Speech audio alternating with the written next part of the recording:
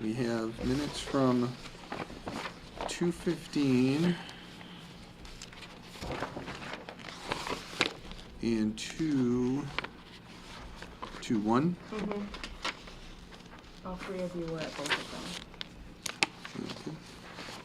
I'll entertain a motion to approve the open session meeting minutes for 2:15, the executive session minutes from 2:15, the open session meeting from 2:1, and the executive session from 2:1 minutes. So moved. Second. All in favor? Aye.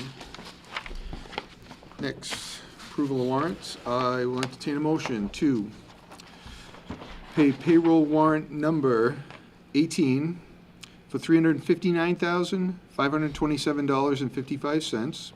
Payroll warrant number 18A for $2,530. School warrant number 1040 for $54,641.10. In the CDBG warrant number 1041 for $13,918.83, and general warrant number 1042 for $168,644.41. So moved. Second. Motion made second, all in favor on that? Aye. So we don't have any financial items to discuss yet, and we are just entering budget season, right? So we'll be talking about financial items very soon. I don't see any old business. Do we have any old business that you know of? I don't Just see- me. No? This is true. That's true. Still here. You have your 15 minutes at the end. Afterwards. Do you wanna, did you read that? You wanna address that? Yeah. Is it on here? No. It's not on there now. Oh, all right, so let's do that first then. It's a request from, you're talking about the request from the ZBA? Yes. Yeah. Tara Hayes is a member of the ZBA and is unable to perform, and I think the ZBA needs to temporarily fill a seat. They have contacted us and requested to appoint Kim Bent as an alternate. Kim is currently the clerk, and she's there anyway, so it just makes sense, I think, to appoint somebody that's going to be there anyway, just in case, and she would be an alternate to only act if the full board didn't appear. Right. And it Is is, there it is an appointed position, it's not elected, so, right? Correct, the Zoning? ZBA, yeah. So, I'll entertain a motion. So moved. Second. A motion is made and seconded to appoint Kim Bent as an alternate to the ZBA. All in favor? Aye. All right. We have a new hire at the Water Department. Here's the letter from the Water Commissioners, All right, thank you. and we are coming here today, this is Zachary Ramaska. How you doing? Great to meet you. Out of all of Pleasure. our applicants, he's the one that we have chosen and the board's approved, and we are asking the town to also approve to hire him as our third operator at the Water Department. You guys have any Do questions? you want to read that into the record? The letter says, Board of Selectmen, in our search for a water operator, the Board of Water Commissioners respectfully recommends that you hire Zachary Ramaska to fill this open position with the North Brookfield Water Department. We feel that Zachary will serve us well for this position. He has the skills and work ethic necessary to perform the duties required and is the best candidate to fill the needs of the Water Department at this time. Zachary will be available for hire upon your final approval. Should you have any questions, feel free to contact the Board of Water Commissioners. Respectfully, Tim Nason, Chair. And they are here, so we have contact. Any questions? Nope, it's sewer. but- That's sewer. Oh, that's sorry. That's all right. My bad. We can stand there. Yeah. Now I'm here playing to the, represent now them, play- so okay, if now there's any playing the questions part. or the you Water guys have any Department. concerns? Yeah. We in the budget Oh, yeah. for a new hire? Yep. Okay. Yep, Richie is, is retiring in April, and he's the one that's gonna be filling Richie's position. Okay. Since he stepped down as superintendent, I took over there, and Richie's been our part-time third operator, so. So does that start, are you all He will licensed? be- You got all yep, your he's all your actually got his credentials proper- already? yep, He's got his proper licensing and everything Okay. like that, so he's ready to walk right in the door and take over. Yep. Sounds good. I move to appoint. Second. Motion made second, all in favor? Aye. Very good. Thank you. Welcome aboard. Welcome aboard. Thank you. Pleasure meeting you. Appreciate it. Thank you very much. Appreciate it. You're welcome.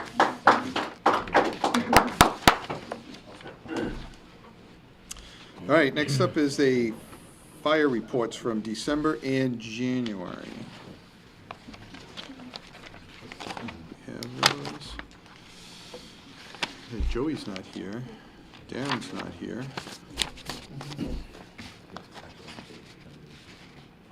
John, you want to read those fire reports?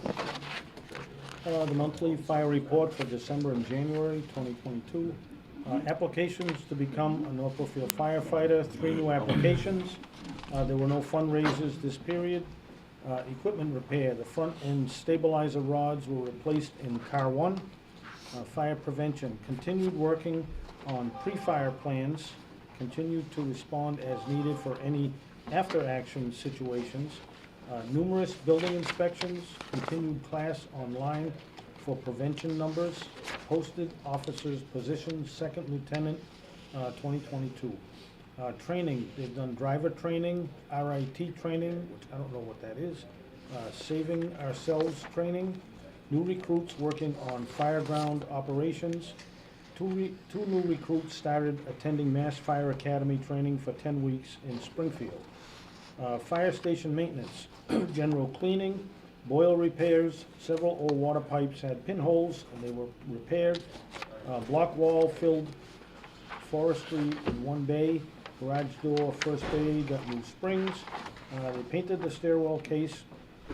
Responses, 1 animal rescue, 1 structure fire, 1 cover station, 4 medical assists, 3 motor vehicle accidents, 1 steam leak, 2 gas leaks, 1 illegal burn, 1 call, 1 CO call, 15 false alarms, 1 smoke removal, 3 severe weather cover stations, and 1 electrical arcing.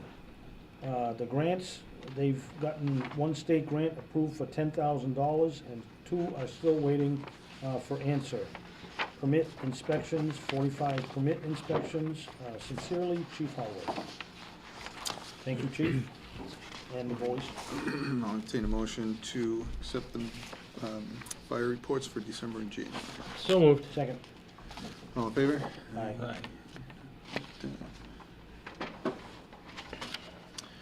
All right, we still working on it?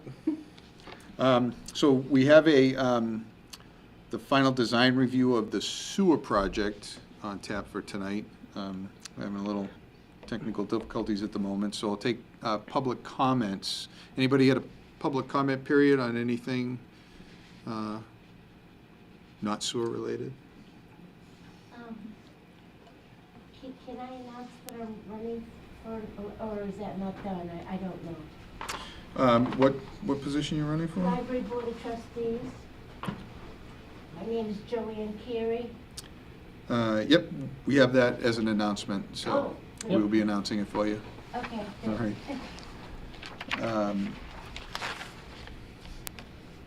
All right, so we do have a couple of announcements. And one I forgot to announce at our last meeting. I had it then, so thank you for putting it on here to remind me again. There's a sign, a new sign, for the new building down at the highway, which was donated by Randy Bodwin. He made the sign, he donated it to the town, it's down there, so we appreciate that very much, and I don't think anybody, I think he did that on his own, right? Nobody asked him to do that, right? I mentioned it to him, Okay, and 2 weeks later, I just asked what would it cost to, and he did it, and he was no charge to the town. so it was very nice, thank you very much for that, that was a pretty good sized donation, I'm sure.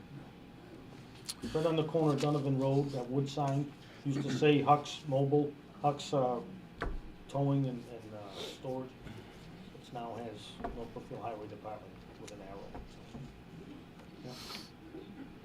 Yeah. And so we have the annual town election announcement. I think time's running short to get your papers in, so you want to read those out? Sure.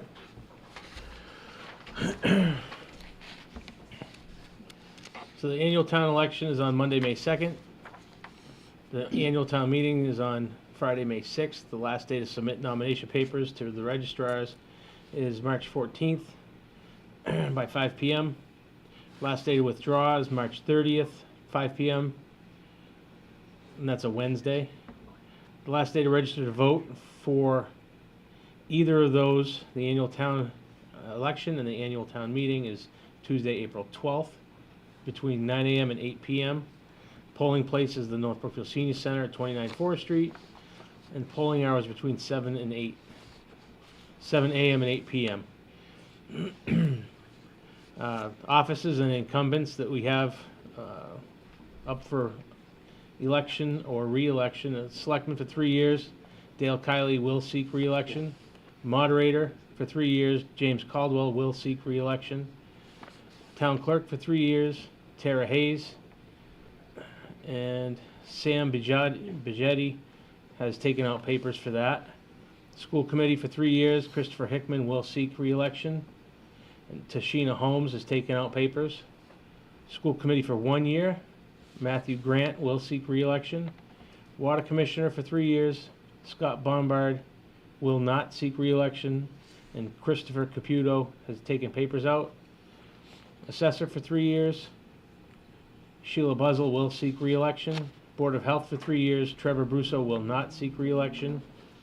Cemetery commissioner 3 years, Jason Petritis will seek re-election. Library trustees for 3 years, there are 2 seats. Margaret Bodine will seek re-election. David Meyer will seek re-election, and Joanne Carey has taken out papers and returned them. Planning board for 5 years, James Grace will not seek re-election. Playground committee for 3 years, Bernie Lapierre resigned, and Justine Floria, who was appointed, will seek re-election. Playground committee for 2 years, Sal Bransford will seek election. Playground committee for 1 year, Joe Jablonski. Constables, there are 3 for 3 years. Tim Nason will seek re-election. Dennis Trello will seek re-election, and Michael Splain. He'll seek re-election too. Michael Splain will seek re-election. All right, so there are a number of positions in which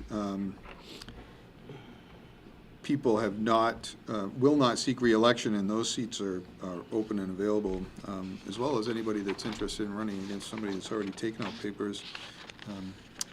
Feel free, it's, civic duty, and feel free to do it. We'd love to have you. Okay, so, let's see. We have a couple of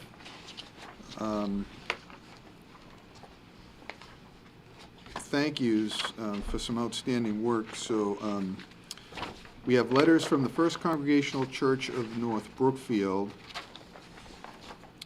Sent us letters thanking us.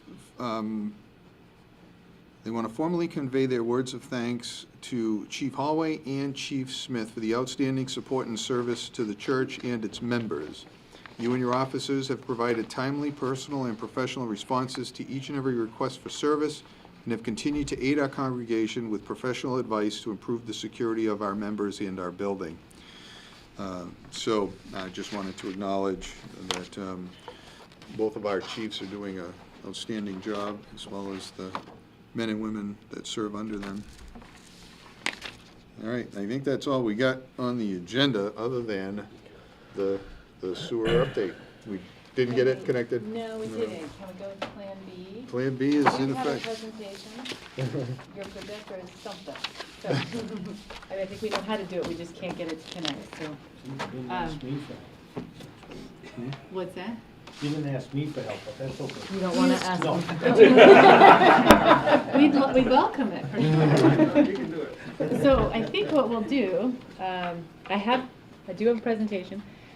We may kind of use it from here. I know you can't see it very well. We can bring it to you if you'd like to see more, especially as we get into the further slides. I do apologize.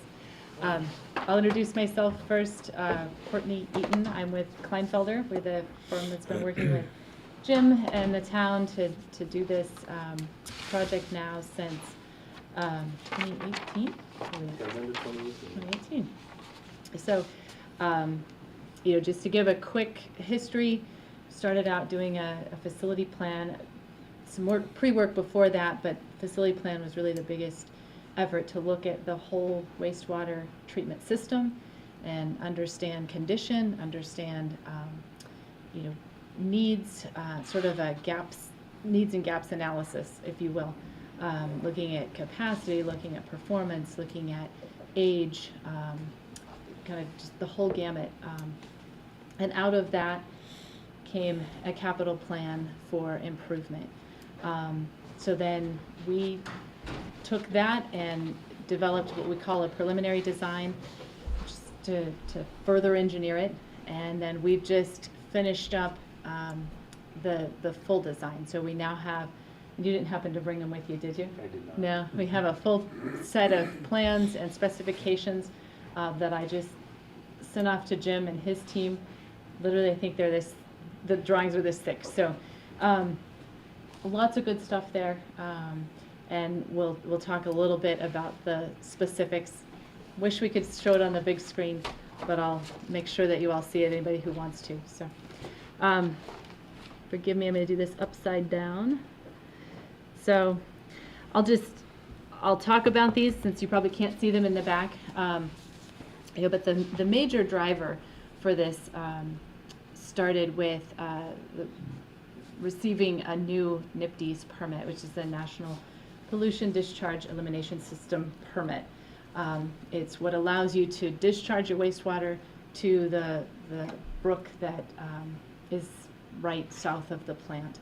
And in that new permit, there was a couple of things that really drove a lot of the improvements that we'll talk about. One of those being increased, or decreased, I should say, phosphorus limit, which means we need increased phosphorus removal. We still have the need for some level of ammonia removal, and then kind of all of the more basic wastewater constituents. Those really didn't change a whole lot, and that's what your current plant is removing. But this phosphorus was sort of a deal breaker.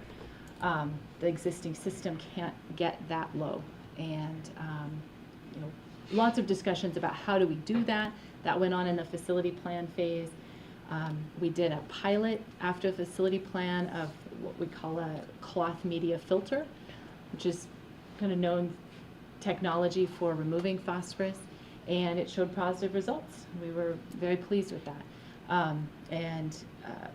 We're talking pretty small amount that we are trying to get to.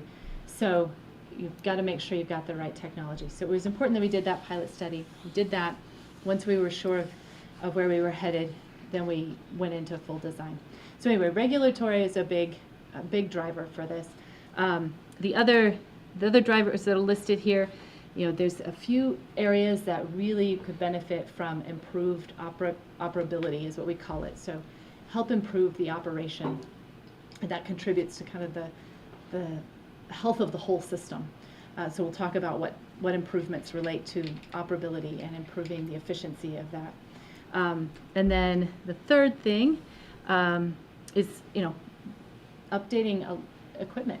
So I talked through that we looked at the condition of a lot of the equipment out of the existing plant. A lot of it is 20 plus years old, and it's about the useful life of a lot of mechanical equipment. So that was another focus, is what equipment is critical to the operation and really needs to be updated. And then last, we looked at automation potentials. So right now, Jim and his crew do a great job of operating the plant very manually. There's virtually no automation. So they visit every process multiple times a day, making sure that it's doing what it should be doing, making sure they're not having any failures, or what have you. And there's a lot of things we can do to automate. We tried to hit a sweet spot where it's not overly automated and overly complicated, but the operators will realize some efficiency in their time, how they're spending their time, and just help them to operate it more effectively. So those are the 4 areas. Any questions before I move on and talk more specifics? All right. All right, I know you can't see this, and it's not critical that you do. This is just listing some of the key regulatory requirements. So I mentioned that the kind of our standard wastewater, our organics and solids, those limits did not change. Ammonia is relatively the same, but ammonia is always on the radar that could be lowered in the future. So that was something that we took into account as we were thinking about upgrade and process. And then phosphorus was really the key. The state also decided to put in some metals limits. So we looked at that a bit when we were doing the pilot study. What can that filter help us with? Filters are one of the best mechanisms for removing metals. So we've got an idea on that, and then we'll do some tweaking once we get into full scale to hopefully meet those metals requirements.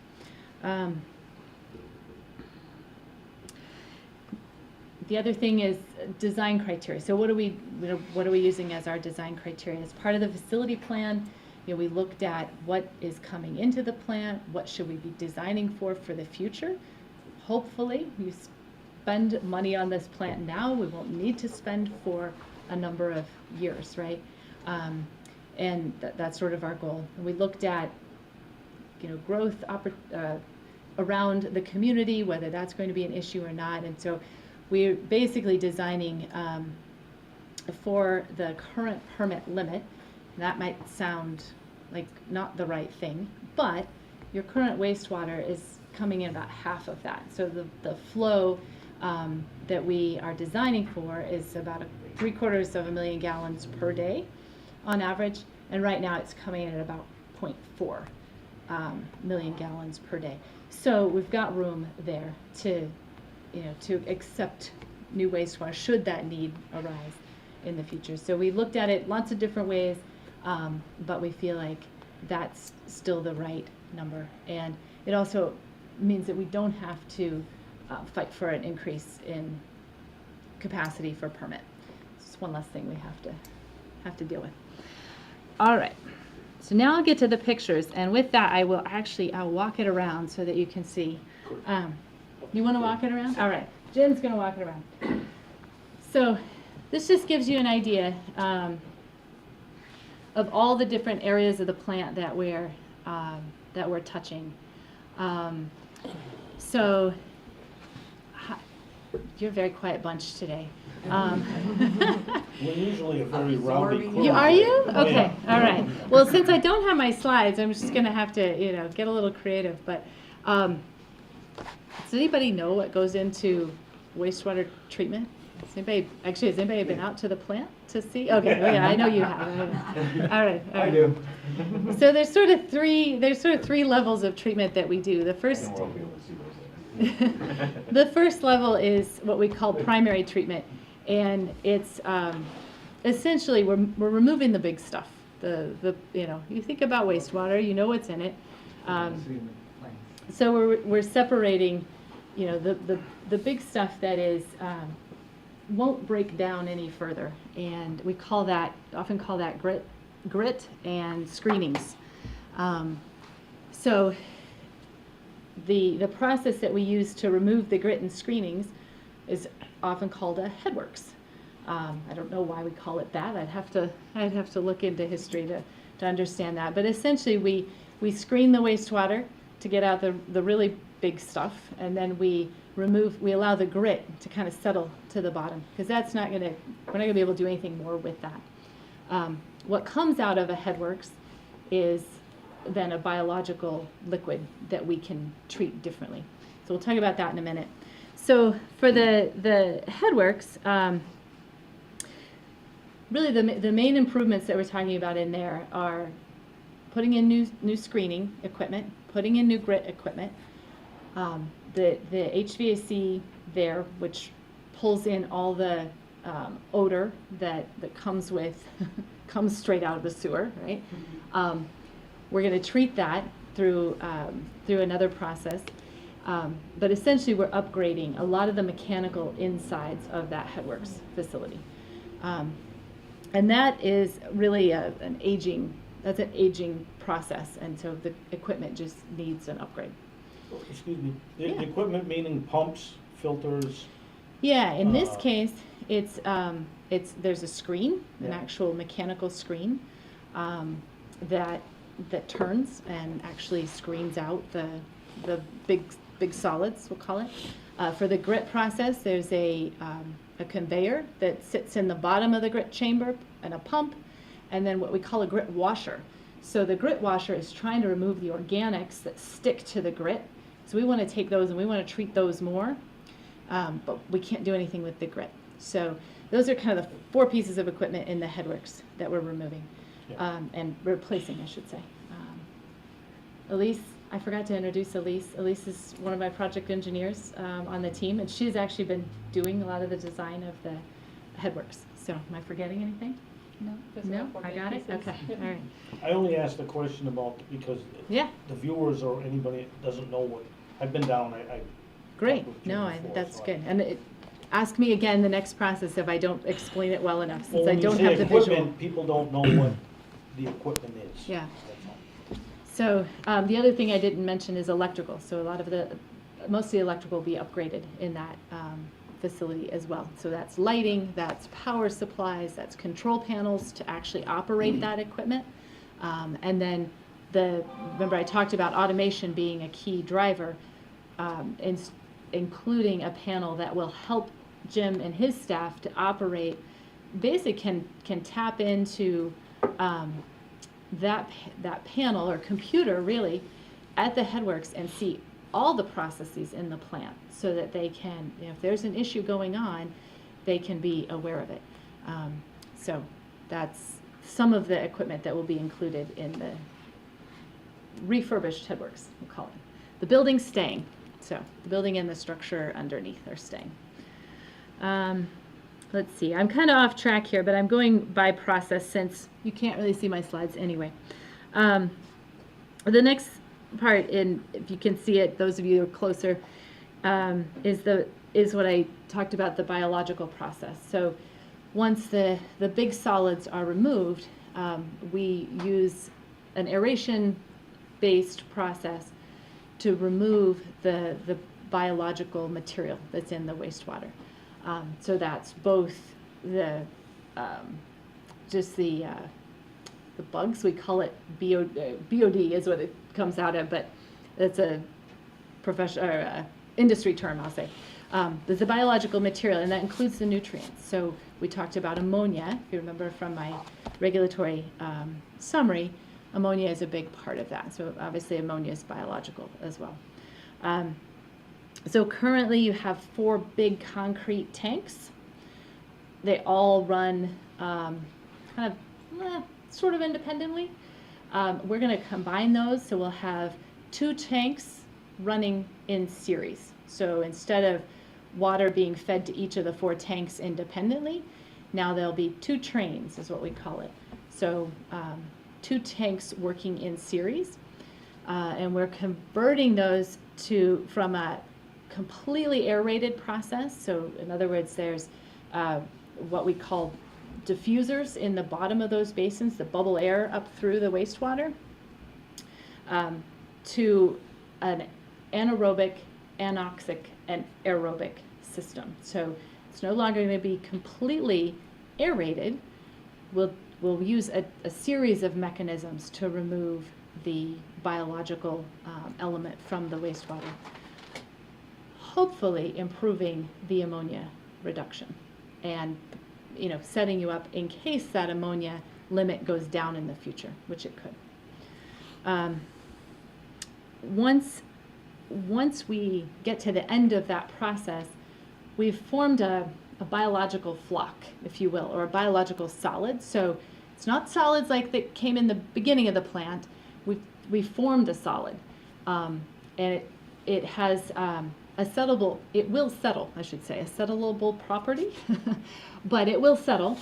So we take what comes off of those basins and we put it into these circular tanks. which are secondary clarifiers, and allow the solids to settle, the biological flock to settle. One of your colleagues and fellow citizens from the Concom has a very fun term they use for those secondary clarifiers. And I won't say it here, but you can ask me later if you want. Come on. Now you want to know, right? So this is what we call the secondary process. So the headworks was the primary process. This is the secondary process. So now we've removed a lot of the biological component to the wastewater. And it's almost ready to be sent out to the Forget-Me-Not Brook, which is the brook that runs along and where your discharge is. We have one more process, and that's the tertiary process. That's the filters that I talked about earlier. So we're going to take that wastewater that comes out of the secondary clarifiers, we're going to run it through these cloth media filters, and we're going to remove the phosphorus and hopefully some of those metals that we talked about. Then we run it through disinfection and out to the brook. The solids will take off the clarifier, and we have another set of processes that we use to squeeze the water out, basically, make them more solid in form, and then they go off to landfill for disposal. No, where do they go? Incineration. Incineration. Even better. Even better. So, Is that something you sell out, or do we have to pay to get rid of that stuff? We pay to get rid of that solid now. It's our largest, actually, it's our single largest line item in our expense budget. Yeah. Okay. Yeah. So it's not worth anything for them to incinerate? They're not making energy or anything with it? No, unfortunately. Yeah. So going back to this, I guess the secondary process, like I said, we are reconfiguring those basins, so new equipment goes into the inside to do that. We're adding new blowers and compressors in order to put air into those basins, because again, the blowers that are out there are at the end of their useful life and not sized the most efficiently for what we need for the future.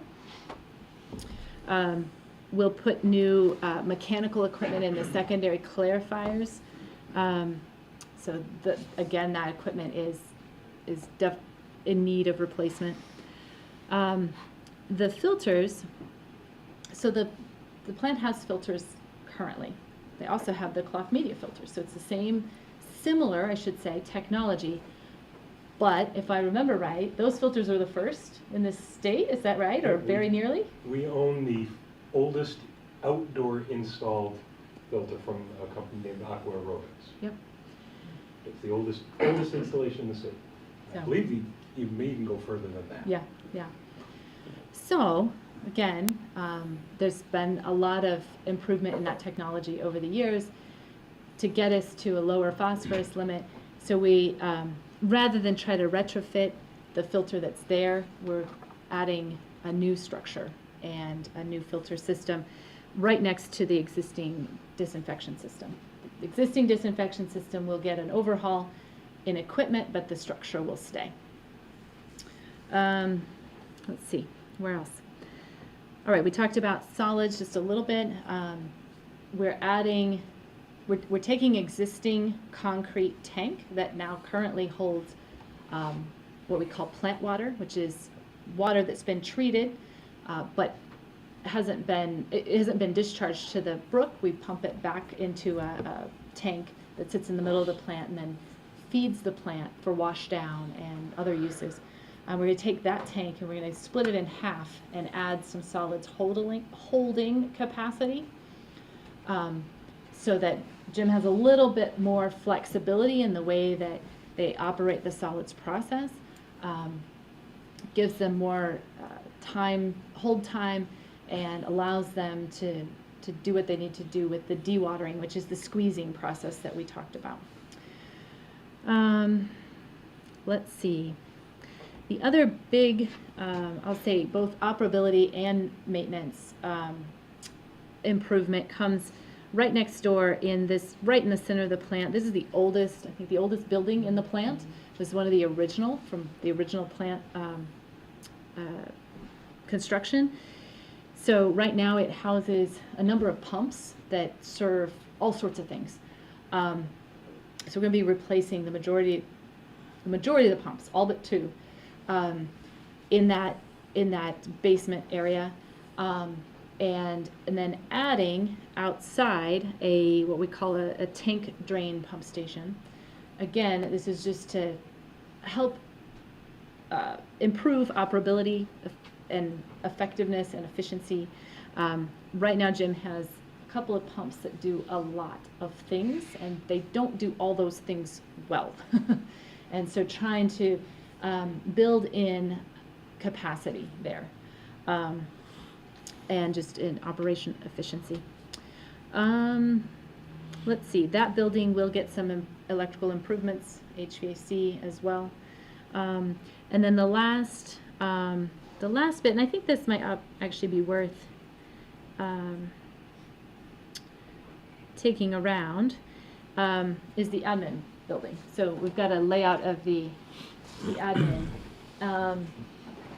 So the current admin is about 1,000 square feet. And if you look, when it comes around, there's an orange box that shows you the outline, the size of the current facility. And we're looking at increasing that to allow for more function, possibly an additional staff at some point if needed, but just more function in general. So you can get a feel for how the new facility stacks up against the older one. Also building in space for workshop area that they currently don't have a great space for. And I'm trying to think, anything else? Are we keeping the old building, adding on, or are we demolishing? We the looked old- at that. And in the end, it would be pretty costly to do that, to try to rehab the building. If you've been by the treatment plant, you know that these are old, pre-engineered metal buildings. They don't last much longer than 25 to 30 years, and we're kind of at that spot. So we didn't think it made sense ultimately to try to add on. So the old one will be taken down fully and then constructed, a new one constructed in the same spot. How do they function while it's down? It's not an Temporary. overnight. Yeah, it's not an overnight, so temporary trailers we'll probably likely have two, one For the for lab ops and one for lab. Yeah. Yeah, and that's built in. Good question. Did I miss any questions? You keeping track of me here? Did I miss any processes that I didn't Septage? detail out? Yes, I did. See? The what? Septage. Oh. So we talked Incoming. about a big cost being the solids. Big offset to that is the septage operation. So obviously, number of septage systems around the region, right? And that's become a big source of income for the facility. And we recognize that the current one is not big enough to do what you'd like to do, and it's aged significantly. So we spent quite a bit of time looking at that. What options do we have? And essentially we landed on a separate septage receiving facility. You could combine it with headworks in various ways, but often it's a much better operation if you can have a dedicated septage receiving facility. So it will, yeah. Just for them out there, they don't know what the septage coming in is. Got it. It's the trucks coming from your house. Yes, Just yes. so they can respond to that. Yeah, so, I guess, do you know whether you have a septage system or you're connected to sewer? I would guess you do. How many of you are connected to sewer? All right, how many of you have septage? All right, so about half and half, right? So if you have a septage system, I'm assuming you're gonna pump that out every so often, hopefully. Right? You get stuck if you don't. So the vac truck or the service that comes and does that, they have to have a place to take that. They can't just dispose of that anywhere. they take that to wastewater treatment plants. I'm on septic myself, where I live. And I live actually half a mile from the town's wastewater treatment plant, so it makes no sense to me, but whatever. So that, the material that is taken from the septage tanks has become a big source of income for the town, which is good. But you need to know how to handle it. You need to have a facility that can handle that, because when they come, they bring it in truck-sized loads, which is a little different than what we get through the town sewer, where we get a more even, somewhat even flow of wastewater. They bring us a big load of, what's a Stuff. average size load? About for 3,000 gallons. 3,000 gallons at a time. And so it can overwhelm the system if you were to just put that straight into your process. So we have a series of equipment that we're using to handle that, or to receive that, is what we call it. So one is a screen, similar to the screen that we've got in the headworks, in fact identical, right? Same manufacturer. That then so the big stuff gets screened out, and we hold it, essentially. Put it into an underground, buried tanks. You won't see these. It's all under the ground. And we hold it, and then Jim and his crew can actually pump that septage into the headworks at a more reasonable measured rate, based on what's going on in this process, based on the flows that are coming in. He has control over it. So that is the septage. So it's a receiving station, which is a screen covered a building, a small prefabricated building, and then big concrete holding tanks that'll be under the ground. You won't see those, and then a small concrete buried pump station. Did I miss anything there? No? Is that Okay. adding to what we have now, or is that what we have now? We adding to that, or? A little bit. So now, Okay, currently, yeah. you have smaller tanks Mhm. and a pump station, but there's no screens. It's a manual screen. It's a pretty labor-intensive process, both for the operators of the services that bring it, that dispose, and for Jim and his crew. It's just a small bar rack screen, and it gets pretty messy pretty quick. And it's a fairly large gap, which actually allows a lot of debris to enter the plant. That's right, And causes yeah. other problems between pumps and Yeah, systems. yeah. So I think a huge efficiency there, and potentially will allow us to take a significantly higher volume of septage in the future. So could also help to offset operation costs. All right, I think I've got it all now. I think I've covered everything. Before I move further, what other questions? Yeah. What about canopies over the aeration tanks as such to prevent added water that Mother Nature produces? Yeah, we typically don't cover aeration basins, but I realized that I missed the opportunity to talk about another element. So the aeration basins, the secondary clarifiers generally don't need to be covered, and it can kind of ebb and flow with some of that natural precipitation. The piece of equipment that's a little tougher to do that with is the filters and the UV. Even though currently filters for North Brookfield are outside, they learned a lot in the times that those filters were put in, and they really don't recommend those being outdoor installations anymore. However, in an effort to keep costs at a reasonable level, we opted for what we're affectionately calling a greenhouse. So instead of a full condition building that it's going to cost quite a bit both to construct and to operate, we're looking at a greenhouse structure, something that covers the equipment and the operators from the weather, both the snow and the rain and the sun, but I can't remember what my other point was, but but essentially it's protective, but it's not, basically in discussions with Jim and his staff didn't feel that we needed, full conditioned space. So that is one area where we've opted to cover the equipment, and that's how we've chosen to Well, do it. there's some evaporation as well as precipitation. How does that ratio work out? Yeah. Any research on that? No, I don't know that I've done it myself, but yeah, it probably works out about even, yeah, yeah. What other questions? Yeah, When it goes into the brook, the final product or whatever, is it safe? Is it environmentally safe for the plant and wildlife that live in the brook? that's the goal. Yeah, that's the goal. And I think by and large, we've looked at all the data that, all the performance data that Jim collects on a weekly, daily, weekly, monthly basis. Like, it's good now.